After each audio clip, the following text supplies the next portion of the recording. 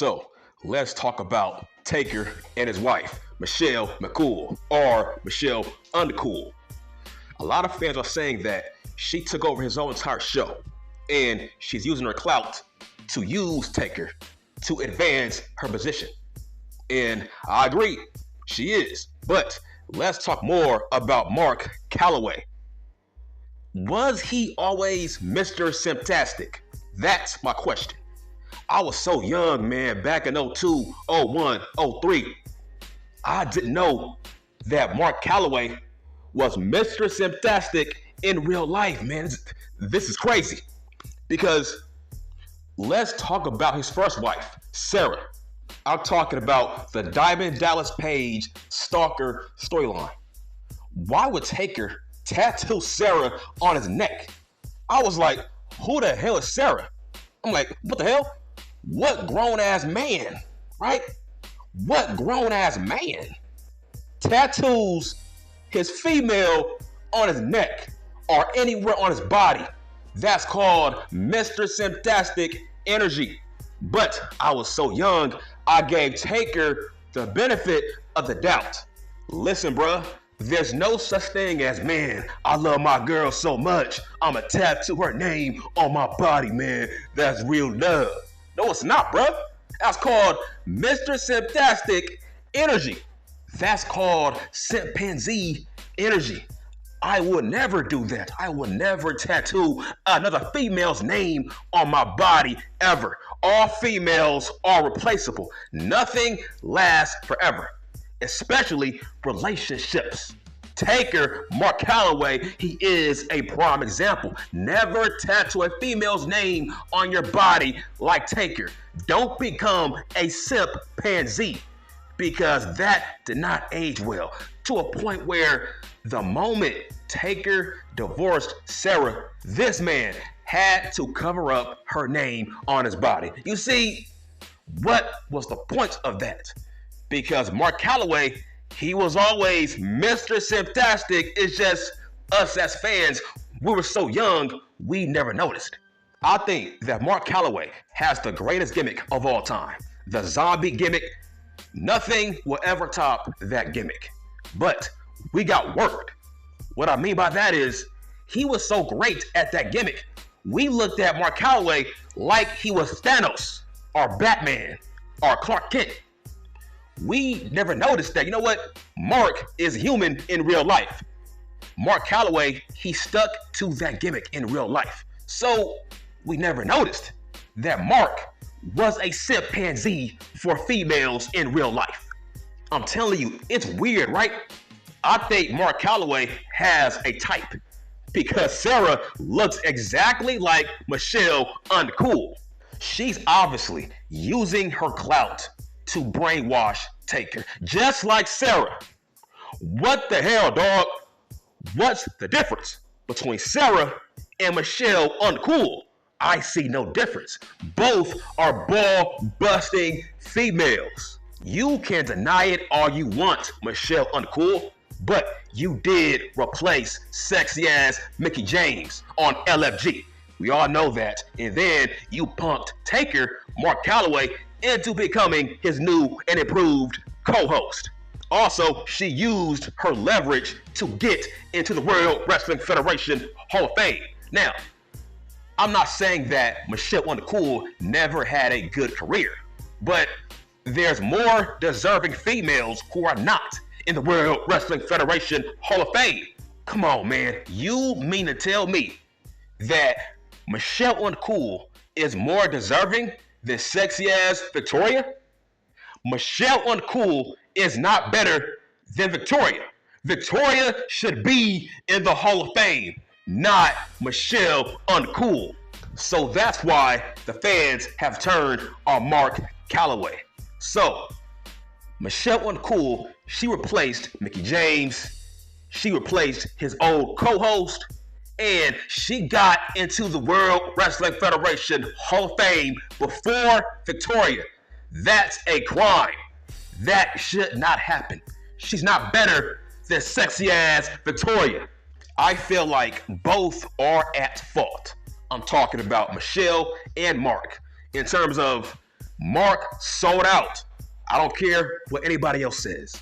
Mark Calloway sold out. He sold out to the man, which is the World Wrestling Federation. He sold out his old co-host Matt just for a bag. That's crazy, man. He sold out just for a bag. Because my thoughts are, if the World Wrestling Federation was interested in your podcast, it's like, listen, Mark is not a good co-host. He needs somebody who's a great mouthpiece. He needs a pallbearer. He is not a great co-host. He needs somebody to feed off of. And Michelle, she's not it. His old co-host was it. It's like, bro, your old co-host got you that interview with the Donald, not your wife. Your old co-host helped book the Donald on your show. That was a great podcast because Mark, he is not a great co-host. He's more so a guy that reacts to the main co-host. That's his job, to react to the main co-host. Kind of like Conrad Thompson and Bruce Pritchard. Bruce is not the host. His job is to answer questions. That's his job, is to react to what the main co-host says. That's Mark Calloway. He needs a mouthpiece. His wife is not a good mouthpiece. It felt good because Taker had a show with a fan. That's what it was. His old show was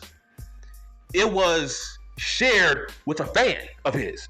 That made sense. It made the show more authentic. That Taker was this big time star and his co-host was a lifelong fan of fake pro wrestling. So the fans related to that show, but not anymore. He sold out.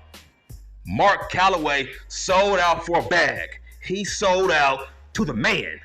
So let's recap. Mark Calloway, he sold out. He turned his back on his homeboy for his wife. And now Mark Calloway got exposed as a simp pansy. Mr. Simp-Tastic these past 25 years. Ever since the Sarah fiasco, Mark Calloway has been hiding his Mr. Simp-Tastic side all these years. Up until now, people need to realize Mark Calloway, he also needs to realize that in order for a podcast to be successful, you have to stick to the basics. What got you here? What got you to the mother effing dance? It was your old co-host. If it ain't broke, bruh, don't fix it, man. If it ain't broke, don't fix it. The fans like podcasters that are authentic. That means that your fans, they grew with you and your old co-host. And now you change the format. Nobody does that. Nobody wants change in a podcast. You turned your back on your homeboy, on your old co-host for a bag.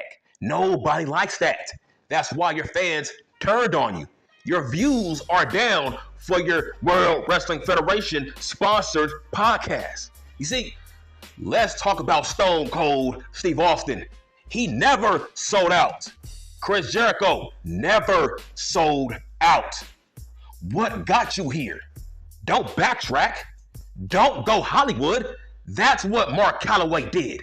He went Hollywood. But it's like, listen, bro, your old co-host made you look good. You're not a good co-host, bro. You need a unknown guy as your co-host.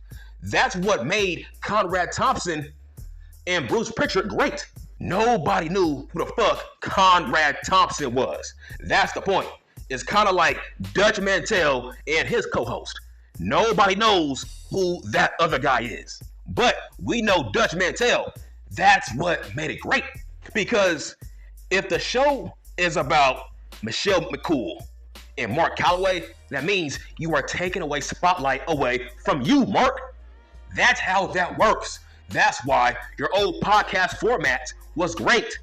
That's why you attracted Donald Trump, because that show was yours. That show was yours. Nobody took away your spotlight. That show was built around you.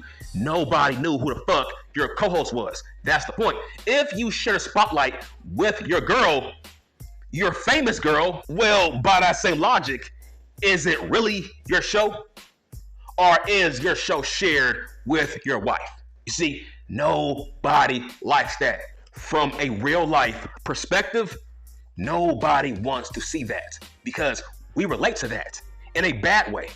You dumped your boy for your wife, for the bag. That's why the fans have turned on your podcast. And guess what? That is facts on mother effing facts.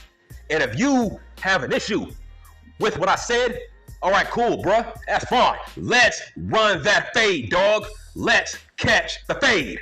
I don't duck no fades. Catch the fade. And I'm done.